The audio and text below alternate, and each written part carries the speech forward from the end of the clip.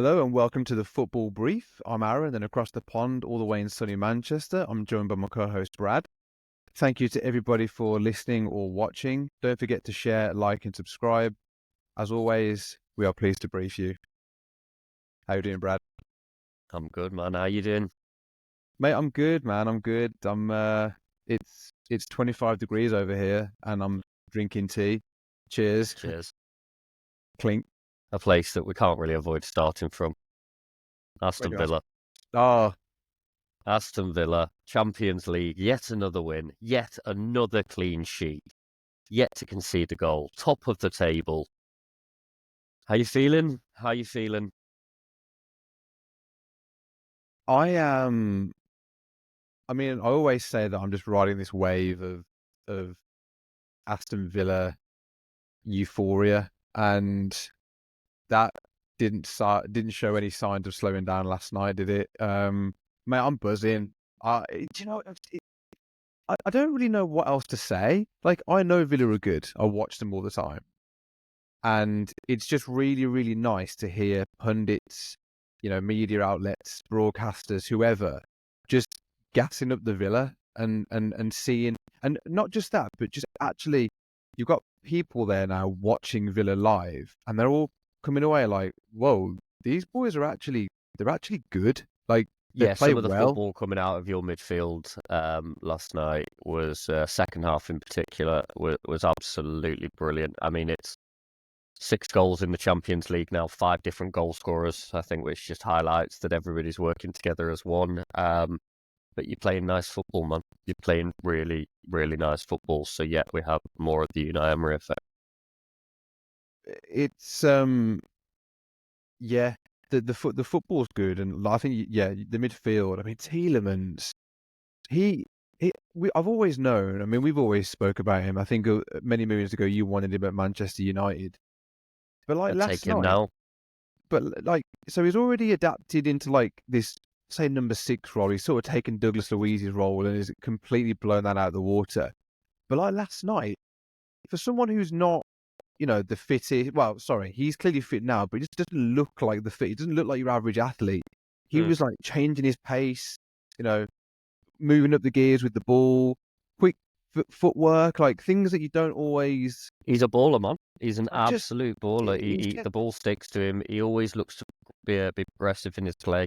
Look, I'm going to call it some of those triangle plays and the passing movements and sequences they were doing from that midfield, man. That reminded me of prime time midfield of Barcelona in the 90s, mate. They just used to pass the wow. ball 100 times over than their opposition, and they couldn't get anywhere near it. They just tired the opposition out. That's what you guys did. You were patient. Another clean sheet. McGinn, great interview afterwards. So, yeah, look, we have to start there. We're remiss otherwise of us not No, to. yeah. But One more thing, just to round that off. Obviously, there's a lot of good performances, but I just think Tielemans, coupled with Morgan Rogers, who just glides around the pitch effortlessly. I mean, how majestic does he look? Like, he's 22 years old, I believe. young, Middlesbrough fans were laughing at us, saying, we've had your pants down. What a rip off! You're not going to get much from him. Arguably one of the standout performers in the league I think this what was he season so far. about 14, 15 million, including the add-ons. So bargain when you look back at that now. He's just, his attitude, everything about him. I could go on and on, but yeah, no, up the Villa. Long may it continue, and roll on Bournemouth on the weekend. Who No, are we look, to doubt him? I think if you're an Arsenal fan at the moment, you might even be sat there a little bit disappointed that Unai hadn't got a bit more time. no, So Arsenal. I'm hearing rumblings from the Arsenal contingent that an FA Cup 5 years in, the money that's been spent needs to be a bit more. Well, Arsenal, look, I mean, they've not even had a great European run under him. It's been cup runs and thereabouts for the league. Look, what he's done at Arsenal has been very good. If you look at it on the whole, if you want to start going into the whole culture thing and the style, He's and done a reset. Yeah. he's done a reset. But I think Edu's been a massive part of that, in the background as well. And all that's amazing, but it doesn't change the fact I can't stand Mikel Arteta. There's something about him. He reminds me of Count Dracula. He just looks so dark and just like does he smile? It's the Does he slick gel smile? hair and the black roll necks, isn't it? That's what gives the Dracula vibes. I get But you, like man. touching on like Arsenal discipline over the last few weeks, that comes from one place and one place only. That comes from the manager. You see him on the touchline. Like I looked at Unai yesterday, and I heard it a couple of times on the radio. The word gets mentioned with Unai like gentleman, classy. I don't look at Mikel Arteta and think he's a gentleman. I don't think he's classy. I don't. He just doesn't have that aura about him. I see him on the touchline throwing his arms around. Then I see Saka throwing himself on the floor. Then I see his players whinging and moaning. I'm just like, if you didn't whinge and moan and fall on the floor, then maybe you would win something, or maybe you actually would be Agreed. in contention. Yeah, Arsenal, bunch of entitled fans. Look, I hope if anyone's going to win the league, I'd rather them win it over City, but um, Thousand so times over. yeah, I'm not a massive fan of Arsenal right now. It's a shame because Henry growing up was my idol, and I loved everything about Arsenal back then. But since then, since Wenger, like Man United fans can be sort of entitled because of what Fergie did and what the legacy he left. So that you can understand Manchester United fans being slightly entitled. Arsenal fans, you want to be entitled finishing fourth consecutively like 10 years in a row. Like, shut up, man.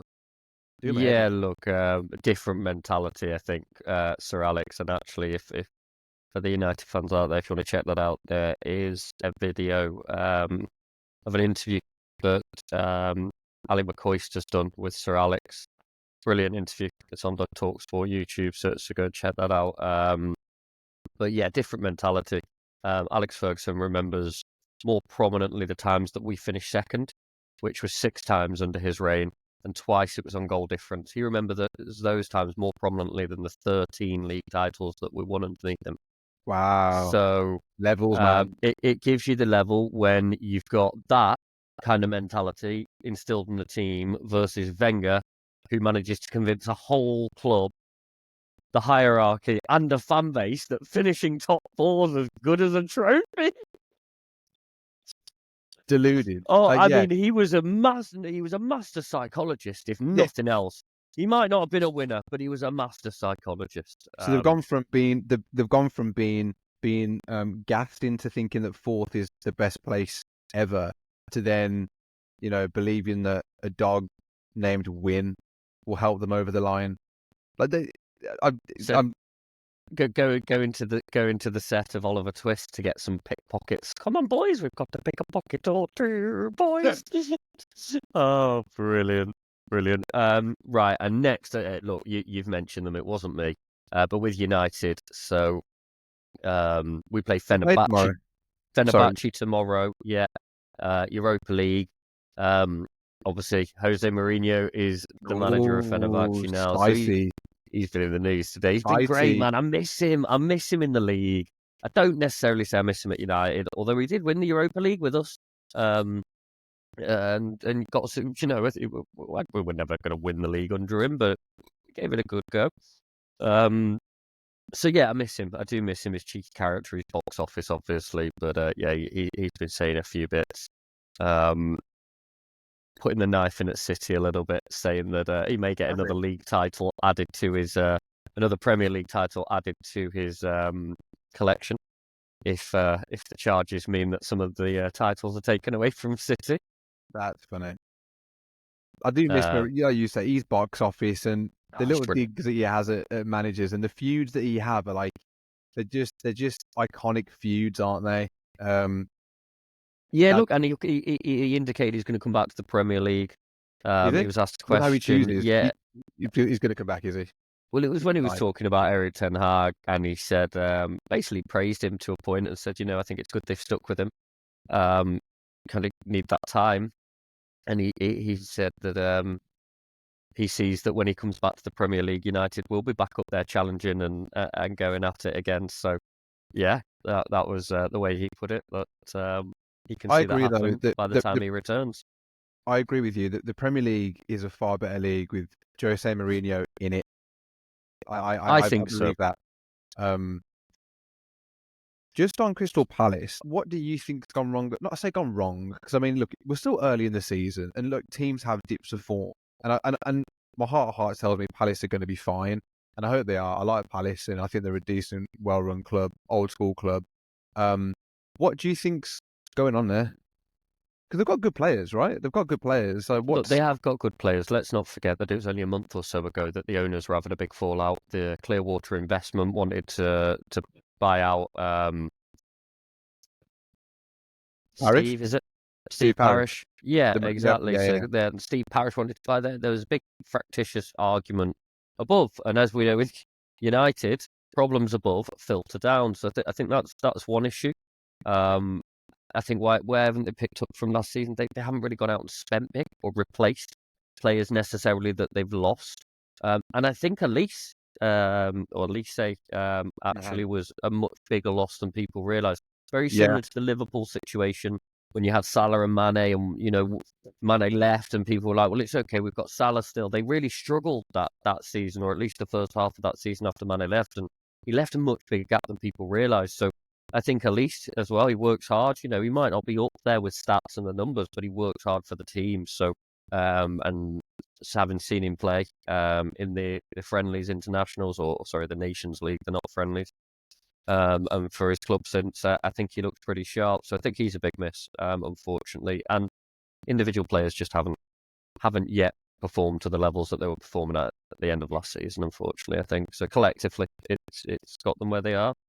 yeah. But there's a You look. few standouts this season. I think West Ham, Palace, Wolves. I think they're all standout clubs that people have gone, oh, we didn't think you'd be where you are after 8 games. Do you remember when I think me and you had a conversation, probably over the phone pre-season, and you asked me who I thought a surprise package might be, and I said Wolves Mm. because I thought, well, I think at this point they hadn't lost Neto and they hadn't lost Kilman, who I think is a great player by the way for West Ham. Those are two big losses, but I thought Wolves would be okay. I like Gary O'Neill. I mean, we spoke about him before, how I'm nice the guy surprised he's he not is, done and better. I'm um, surprised he's not done better. but I Um, just think that, yeah, what Wolves worry me. I think Palace will be fine. Southampton are gone. I mean, I've not watched the game. The only game I watched was the game against you boys. You yeah, boys. yeah. I mean, to capitulate from a 2-0 lead against Leicester over the weekend, Leicester directly your rivals. I think. Well, Leicester are probably a bit better than relegation fodder, but I do think they both got promoted, so you could argue that they're rivals. To lose that game for me was a bit of a, yeah. I don't think you're going to do much else. No, I agree. I mean, I'm just looking here that you say Southampton have gone, Wolves are below them. So Yeah, I mean, if no, we look, I mean, I'm very, very surprised. I mean, we're looking almost at Derby levels here, where possibly could be a lowest point score 12. Is it tally, 12 points they got? At the lowest. 11 or 12 points, I think. Yeah. So Wolves, Southampton, Who's the magic? Palace, Who's the magic three? and Ipswich. So that's from 20 to 17. Ipswich Wolves from the bottom 20, three. Southampton 19, Palace 18, Ipswich 17. Yeah, so No, Palace. Oh, Ipswich Palace are in just that out. part. But out of those four, all of those four have not won a game yet in the Premier League.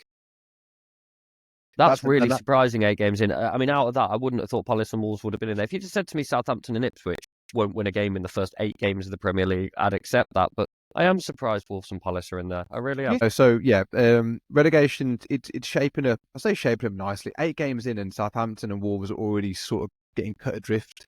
Um, Everton. Everton have escaped that. Everton seem to have gotten to a bit Don't of know. form, got a bit of rhythm, and Well, I think they're 16th, aren't they? I know that will please our good friend Rob, who is a massive Evertonian, and shout out to Rob, by the way. Um, yeah, Everton. Where do we think they're going to finish this season? We'll give them a quick 2 seconds just for Rob, About where they are.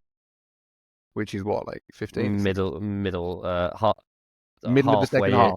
half. Yeah, middle of the lower half of the table, there or thereabouts. I think they'll finish somewhere between 11th and 15th. You sound like.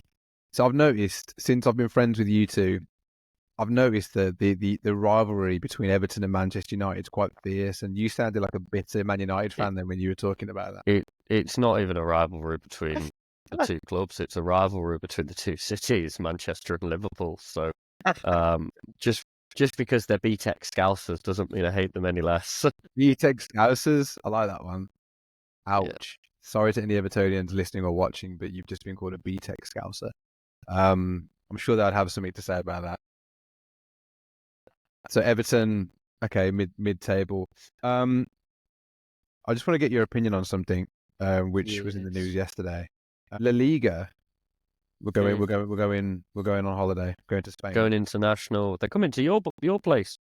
This is the thing. So La Liga, so Barcelona and Atletico Madrid are going to play a game in the States. Obviously, we know about the whole commercial side to this, and we know what that brings. I just wanted to give my point now that living in this country and realizing how much Latin and Spanish influence there is here in this country. There is definitely a market for it for La Liga.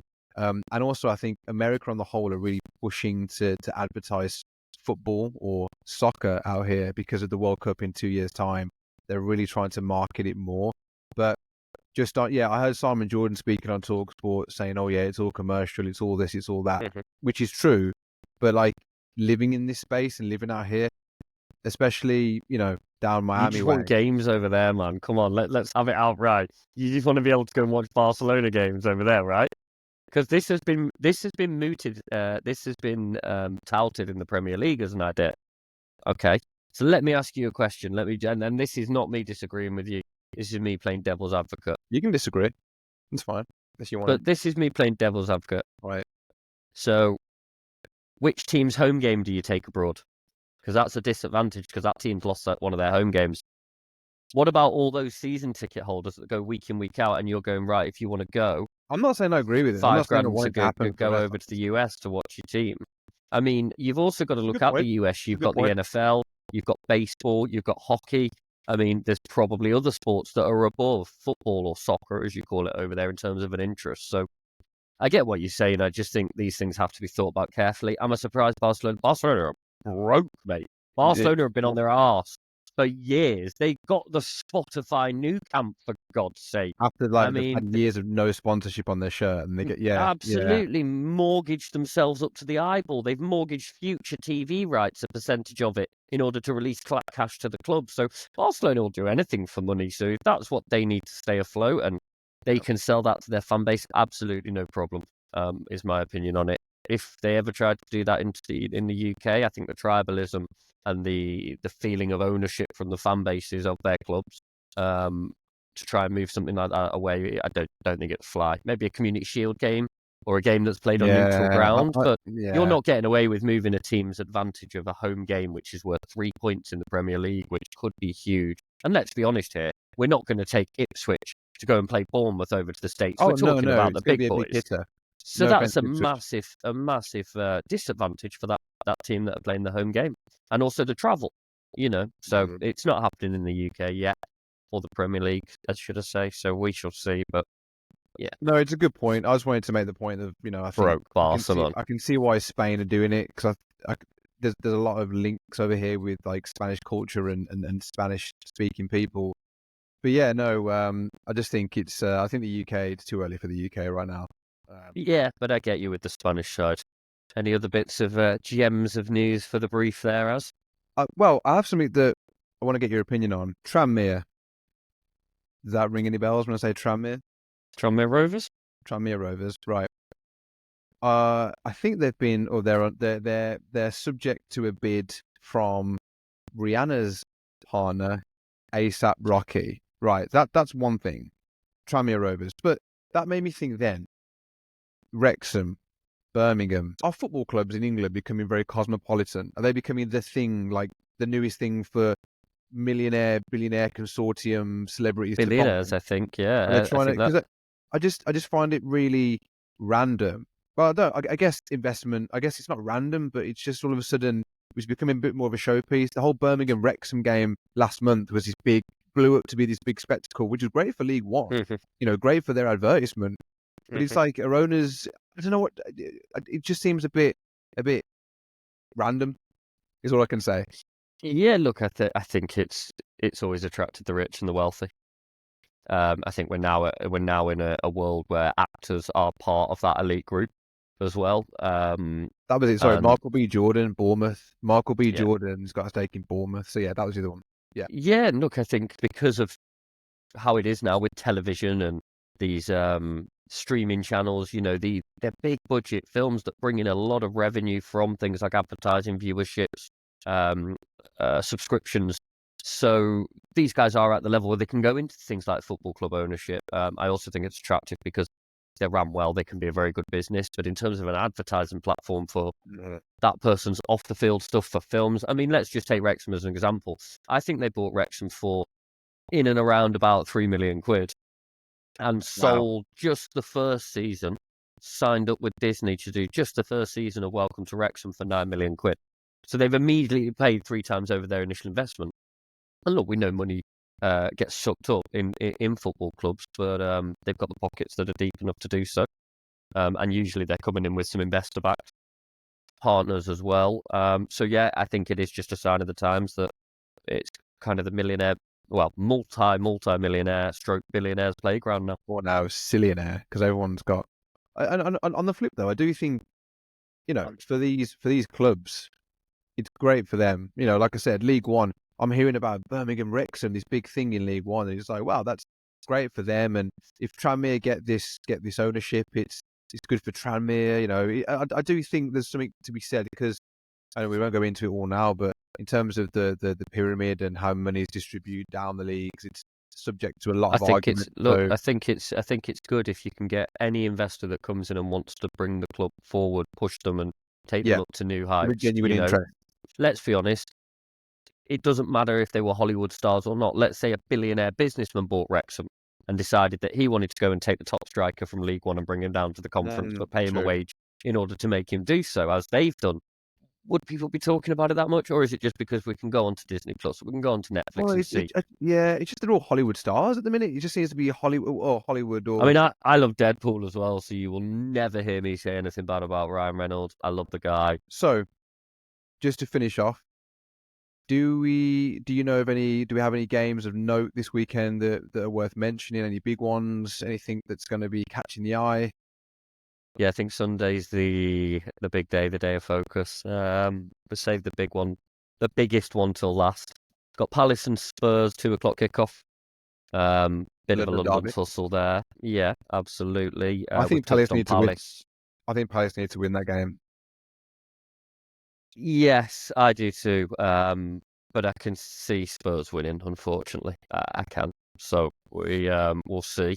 Son looks like he could be back on form. So Yeah, he's been um, off actually, hasn't he? He's been off it a bit. I like Son, but he's been off it. he has, but he looks okay in the last game. I thought. I thought he looked good. And he Yeah. scored a goal that got disallowed as well. So yeah, I think it'll be a good game. But hopefully Palace can turn up for it, with it being a bit of a derby, for sure. And I think Postecoglou, with his comment of "I always win something second season," has dumped a load of pressure on Spurs. And as we know, they're Spursy, and they do succumb to pressure. So yeah, wouldn't surprise me if Palace actually do a job on them down at Selhurst Park. Yeah, Big Ange is determined to like wipe this Spursy tag away from the Spurs, isn't he? And I do like him. I do like Big Ange. I do think he's a miserable old git, but I don't know whether that's just because he's playing up to the media. But there's just something about him that I do think I think he gives you a little bit. I think he just talks to the media, but doesn't give them the full thing, which I know a lot of managers do. But I just think he gets quite fed up with them. He gives me that impression like he's just like, do you know Yeah, what I I mean? think he can manage the media well. I think there's been a Yeah, couple of occasions where he's been extremely rude as well, though, and yeah, no, I get mismanaged it. them. So he's and also shown some naivety, in terms of last season with the whole if Spurs lose or then Arsenal don't win, and it didn't understand why they were cheering the goals against them. But that's a true British, Yeah, proper tribal rivalry that lasts generations and it even splits into families. So yeah, I think he's got a bit of a maturing curve, but he's on it. So we'll see if he can take Spurs so Palace to Spurs new London heights to a derby. trophy, because that's what it's all about. Second season, eh, Ange? Good luck, Ange. We're watching. We are watching. Yeah, and then look, the biggest game, obviously, at the Emirates, Arsenal hosting the Scousers in red, Liverpool. Oh, Could spicy. be a title decided the way things are going, it really That's a could. three spice, that, isn't it? I reckon that's a three spice. Well, you've got Liverpool top of the league at the moment, played 8, won 7, only lost 1, 21 points. Arsenal sitting third on 17 points. So they've actually only won 5 out of the 8, Arsenal. Drawn 2, lost 1. So already there's a 4-point gap between them Is and the it at lead. Anfield? And no, it's at the Emirates. Interesting. And also Arsenal, so they're going to be without. They're going to now be without Gabriel. No, sorry, Saliba. And then they lost another centre back, or was he right back? That Calafiori, the Italian guy they bought in the summer. Mm-hmm. He got injured last night, I believe. Saka, I'm not too sure. I imagine Saka will be back. I feel like Saka's consistent as hell, yeah. I'm sure I he feel will. like they've been trying to manage him to get back for that game. This could be a big one because it also means if they do win, like the gap between Arsenal and Liverpool then is going to be bigger. Oh, if Liverpool win, then it's 24 points to 17, and all of a sudden it's starting to open up a bit. Two teams that I've got absolutely no skin in the game with on either. I like Arne Slot. I did like Arteta. I don't like Arteta now. Why don't you like he him? From what I said earlier, what's your reason for not liking him? no, I thought he was great after seeing the Arsenal documentary. The way he managed the Aubameyang situation and the way he had the backing from the board, I thought he was fantastic. I thought his fire was, exactly what the team needed, and the restructure he's done with the culture was It's great. amazing But it's amazing what editing can do to a person in a show, though, isn't it? I'm just sick to death of his whining, whingy. It's about everything. There's always an excuse. It's the refs. It's this. Look at yourself. I think some of his tactics are mad, and often Mate, they don't work either. so They true. don't work. What are you going to do about this red card thing? Send them on an assault course with the SAS to show them discipline. I mean, it's from one extreme to the other. So, yeah, no, I don't like Arteta. The way he comes across, and I'm sick of these mini peps, man. Sick of them. These are So, acolytes. You got yeah, company. You got Arteta. You got acolytes. this Maresca for Chelsea now. I'm Like these, like the Sith, just going round exterminating acolytes. I think yeah. Manchester United are about to exterminate one of them because obviously Ten Hag was Oh yeah. was it Bayern Munich B team, managing that alongside whilst Pep was managing the A team. I think I genuinely believe. Why have we got a manager that was managing a B team? I know he moved to Ajax and all that, but absolute B Tech manager from the B team. He's not even the best Dutch manager in the Premier League right now. It's absolutely ridiculous. And one of them's only been here for 10 games, 11 Mate, games, including like Cups and Europe. mate, give him more time. Time. Who Ten more Hag. time? Oh, yeah.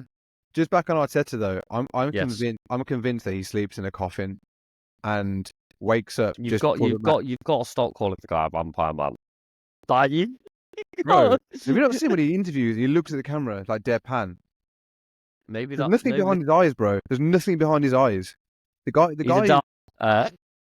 They've all got. Also, this is on a bit of a tangent for Arsenal, but I was watching the game a couple of weeks ago or whenever it was. Like a lot of their players have got like really, really tight ass jawlines, man. Like they're really like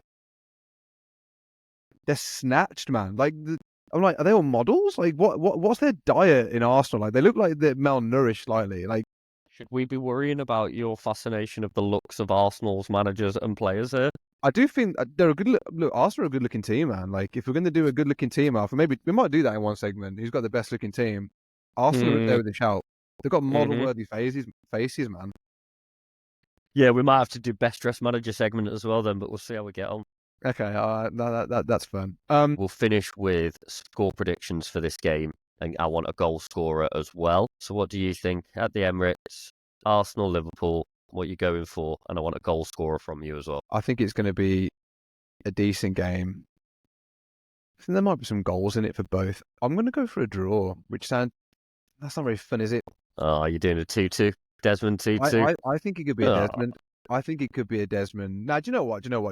I think Proper this is sitting on the fence there, aren't you? No. I won't sit on the fence. I won't sit on the fence. I could. I'm going to go with. I think this is the weekend where people really start to take Liverpool seriously. And I just want to see the look on Arteta's face. And I want to see the Arsenal fans melt down when they get beat in their backyard. I think it's going to be a comfortable 3-1. I think it's going to be tight at parts, but I think it's going to be like a 2-1. And then like Arsenal will be going for it in the latter stage of the game. And then Liverpool will get them again. I'm going to go 3-1 to Liverpool. And one of the goals, I'm going to give him one goal scorer. Just one goal scorer, yeah. Luis Diaz, because he's in my FPL. Nice. Score. Nice. Nice. How Okay. about you? I'm gonna go with, don't want to agree with you particularly, but I do agree. I think Liverpool have just got too much and they managed to sort the defence out. So I think it'd be tight. I think it'd be 2-1 to Liverpool. And you've gone with Diaz, who I would have gone with because he's absolutely on fire at the moment. But I instead will go with Nunez. Doesn't really start, but he's been looking good. He's a bit of. I'm going to go with Jota. I'm going to go with Jota. Diogo. Wow. You can always rely on for a goal. Diogo Jota for me. I thought you were going to go Trent, but that's a good one. Okay. Nah, Okay. Jota. We'll get these clipped up and we'll see who do we See win how we anything come for out this? with. Yeah, we win. We'll do a £50 charity bet.